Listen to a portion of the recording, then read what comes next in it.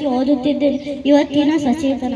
ಭಾರತದ ಕೇಂದ್ರಾಡಳಿತ ಪ್ರದೇಶಗಳು. ಭಾರತದ ನಕ್ಷೆಯಲ್ಲಿ ಕೆಲವು ಪ್ರದೇಶಗಳು ವಿಶೇಷ ಗುರುತು ಹೊಂದಿವೆ. ಅವುಗಳೇ ಕೇಂದ್ರಾಡಳಿತ ಪ್ರದೇಶಗಳು. ಇವು ನೇರವಾಗಿ ಕೇಂದ್ರ ಸರ್ಕಾರದ ಆಡಳಿತಡಿ ಕಾರ್ಯನಿರ್ವಹಿಸುವ ಆಡಳಿತಾತ್ಮಕ ಮಹತ್ವ ಮತ್ತು ಸಾಂಸ್ಕೃತಿಕ ವೈವಿಧ್ಯತೆಯ ಅದ್ಭುತ ಪ್ರತಿಬಿಂಬಗಳು.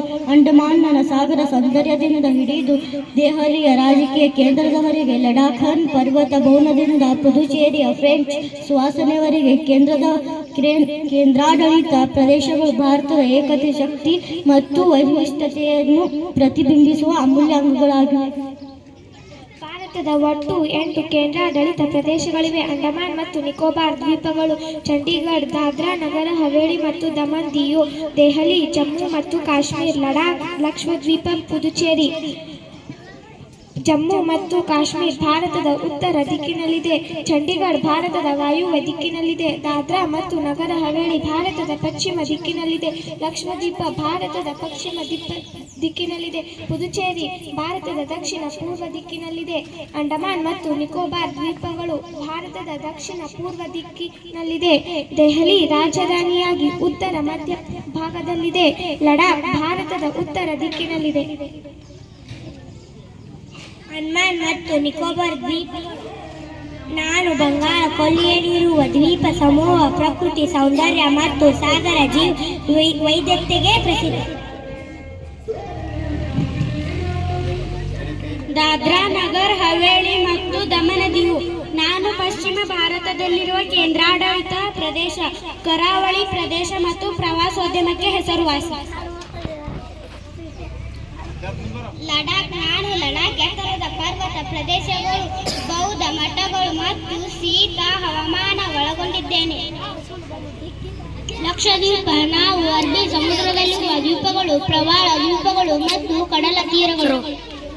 ಜಮ್ಮು ಮತ್ತು ಕಾಶ್ಮೀರ ನಾನು ಹಿಮಾಲಯದ ಪ್ರದೇಶ, ಪ್ರಕೃತಿ ಸೌಂದರ್ಯ ಮತ್ತು ತೋಟಗಾರಿಕೆಗೆ ಪ್ರಸಿದ್ಧ. ಪುದುಚೇರಿ ನಾನು ಫ್ರೆಂಚ್ ಸಂಸ್ಕೃತಿಯ ಪ್ರಭಾವಕ್ಕೆ ಒಳಗಾಗಿದ್ದೇನೆ. ಶಾಂತ ವಾತಾವರಣ ಮತ್ತು ಕಡಲೆ ತೀರಗಳು ನನ್ನಲ್ಲಿವೆ. ದೆಹಲಿ ನಾನು ಭಾರತದ ರಾಜಧಾನಿ, ಆಡಳಿತ, ರಾಜಕೀಯ ಮತ್ತು ಇತಿಹಾಸದ ಕೇಂದ್ರ. ಚಂಡೀಗಢ ನಾನು ಪಂಜಾಬ್ ಮತ್ತು ಹರಿಯಾಣದ ಸಂಯುಕ್ತ ರಾಜಧಾನಿ, ಯೋಜಿತ ಮತ್ತು ಸ್ವಚ್ಛ ನಗರ. One-liner introduction about 8 Indian Union territories. Delhi, capital of India. Ladakh, Himalayas and snow leopard. Jammu and Kashmir, paradise of earth. Andaman and Nicobar Islands, marine biodiversity. Lakshadweep, coral islands. Puducherry, French culture. Chandigarh, planned city. Dadra and Nagar Haveli and Daman and Diu, coastal region. ಭಾರತದ ಕೇಂದ್ರಾಡಳಿತ ಪ್ರದೇಶಗಳು ಕೇವಲ ಆಡಳಿತಾತ್ಮಕ ಘಟಕಗಳಲ್ಲ. ಅವು ಪ್ರಾಕೃತ ವೈಭವ, ಸಂಸ್ಕೃತಿಯ ವೈವಿಧ್ಯ ಮತ್ತು ರಾಷ್ಟ್ರದ ಶಕ್ತಿಯ ಜೀವಂತ ಪ್ರತಿಬಿಂಬಗಳು.